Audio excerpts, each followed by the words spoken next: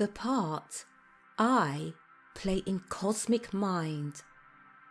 The farthest advance of God into self-expression is in each one of us.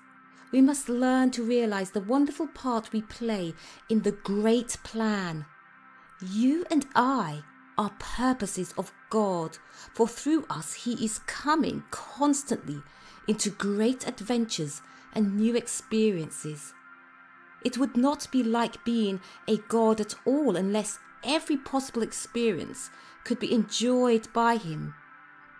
As the absolute being without individuality, God could not have the delightful experiences we have as individuals, for He could not know what is to love without a lover. He could not know what it is to enjoy the suspense of the future, since in the Absolute there is no sense of time. He could not know what it is to enjoy a journey, since in the Absolute there is no space.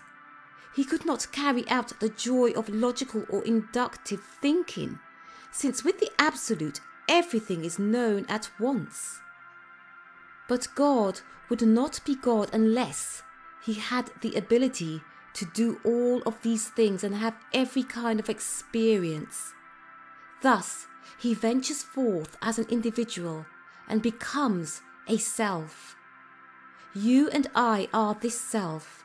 Remember, we are not all of God, though all that we are is God. The Absolute could not be confined in the individual, but the individual may go on expanding endlessly toward the Absolute. If then we will but realize our relationship to God, we may go on in the sense of a wonderful purpose and a marvelous nature. Through us, God is writing the story of life. Through us, He is the poet who dreams the dream of beauty. Through us, He sculptures the marble. Through us, He plans the building. Through us, hews the stone. Through us, He does the commonplace work of the world. Through us, He cheers another soul. Through us, loves with love surpassing human understanding.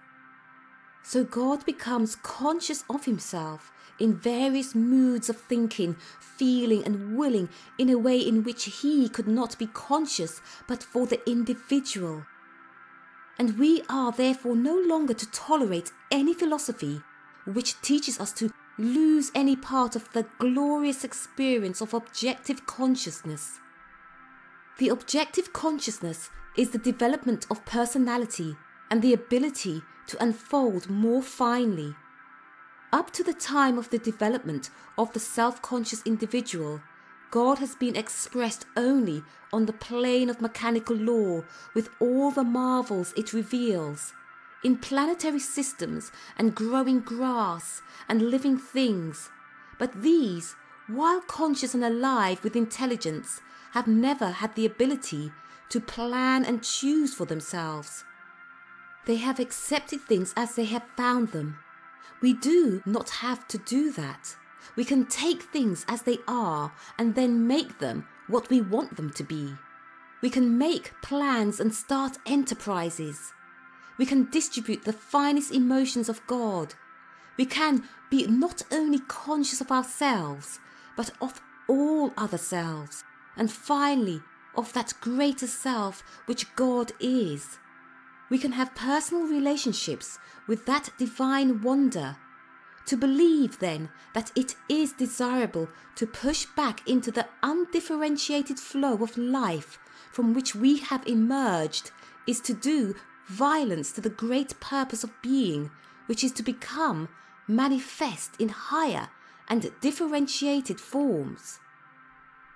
At the same time, the self could not be at all unless it rested back on a common unit, the underlying absolute self, nor could we have any sense of relationship to these other selves unless we were within an all-comprehensive self that relates to us.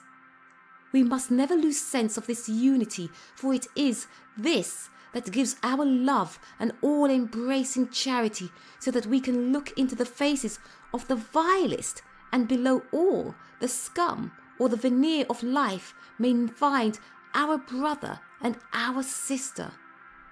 Even the wild creatures of the plain will become objects of respect and care for us, because they are included in the one mind and in their several ways are expressing a purpose of God. Thus, love and attention to the needs of animals is a part of every noble man's duty. Nor shall we, through the use of terms, ever obscure the wholeness of life and the unity of all. The objective and subjective sides of mind will then be found to be one, and the former is simply the outpush of the latter into expression. There is then no mortal mind and divine mind. There is but one mind. The intellectualizing mind may have chosen wrongly, but it is not another alien mind. So to consider is to introduce another form of dualism. Sin and evil and sickness are due to a sense of separation, not to mortal mind. They are due to a failure to recognize or employ the whole power that lies back of us, or to partial knowledge. In other words, we find that all we call ill is due to some form of partialness.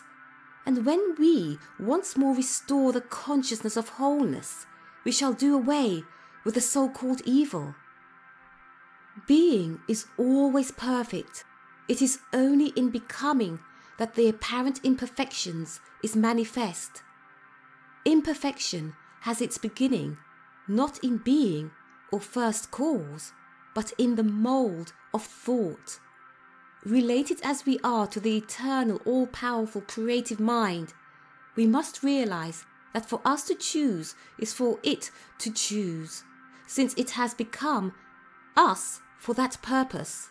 Yet because it has given us individuality to choose what we will, it must also make for us or create for us the thing that we choose, or else we would not have any true choice.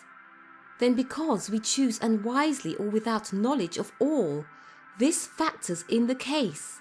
Let us not despair nor blame God.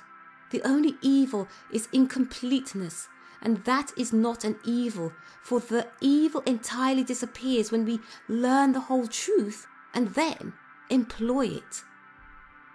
And this ought to explain to us how there can be the experience of evil and yet no moral fault in God. As absolute self, he does not experience evil because he never has any sense of partialness. His is always a sense of wholeness. All the factors are known to him, and he never thinks in terms of the relative. And so, since God could not be all without sharing every human experience, still the suffering is only in the individual. It is not in God as a consuming experience, for in the absolute self there is never any partial choice. God chooses with every factor known. Pain then might lie in the order of the eternally possible, or else we could not experience it. Yet it never gets hold of God, for in him it is ever transcended by complete knowledge and perfect choice.